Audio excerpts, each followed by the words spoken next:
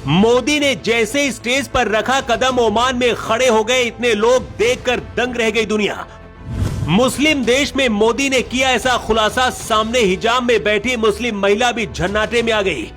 Oman से क्या लेकर आ रहे मोदी? मुस्लिम देश के सुल्तान के साथ मोदी की 3 सबसे बड़ी डीलें।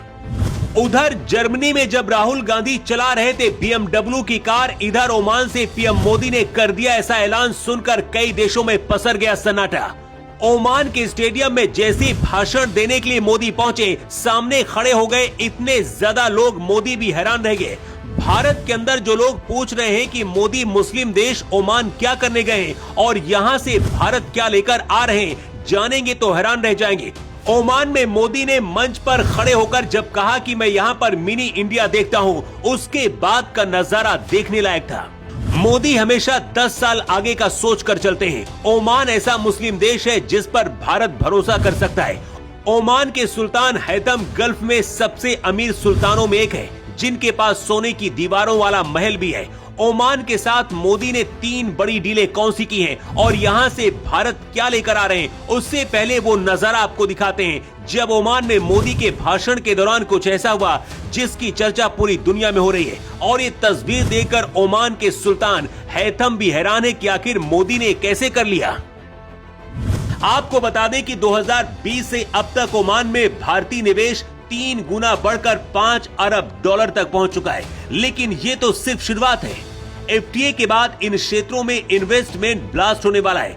इस निवेश क्रांति के केंद्र में ग्रीन अमोनिया और स्टील जैसे भविष्य के उद्योग होंगे। भारतीय कंपनियां ओमान की रिन्यूएबल एनर्जी का लाभ उठाएंगी।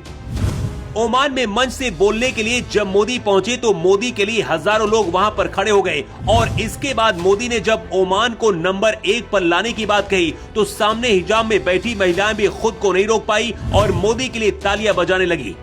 ओमान भारत के बहुत जरूरी है और जिस मकसद से मोदी ओमान गए हैं वो पूरा हो गया। मोदी 3 सबसे बड़ी डील करके ओमान से भारत आ रहे हैं। पीएम मोदी ने ओमान के सुल्तान हैथम के साथ Bharat Oman free trade agreement कर लिया है।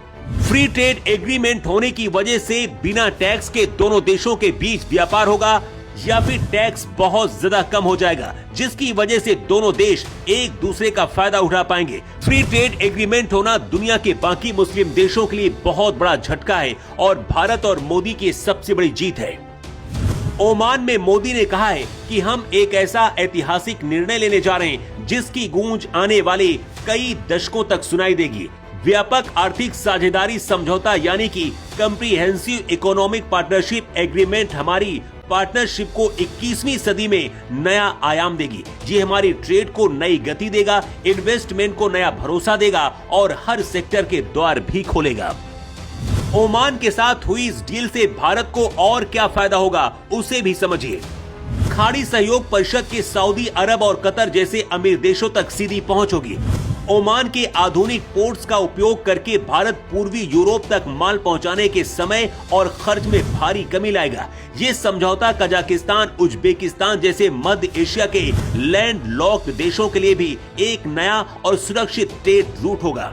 इसलिए भारत में बैठे जो लोग पूछ रहे हैं कि ओमान से मोदी क्या लेकर लौटे हैं, उनके लिए ये सबसे बड़ा जवाब है। ओमान के स्टेडियम में जब मोदी संबोधित कर रहे थे, उस दौरान ओमान के लोगों से पीएम मोदी ने कहा कि भारत के साथ 75 साल का राजनयिक रिश्ता हो चुका है और भारत ओमान के रिश्ते सदियों पुराने हैं, इसलिए पूरा भारत ओमान पर भरोसा भी करता है। मोदी ने जब कहा कि समुद्री लहरों की तरह परिस्थितियां बदली लेकिन दोनों देशों के रिश्ते नहीं बदले, ये सब सुनकर सामने बैठे ओमान के सुल्तान और वहां पर मौजूद लोग तालियां पीटने लगे और बुर्का हिजाब में बैठी मुस्लिम प्रतिनिधि और महिलाएं भी भावुक हो गई।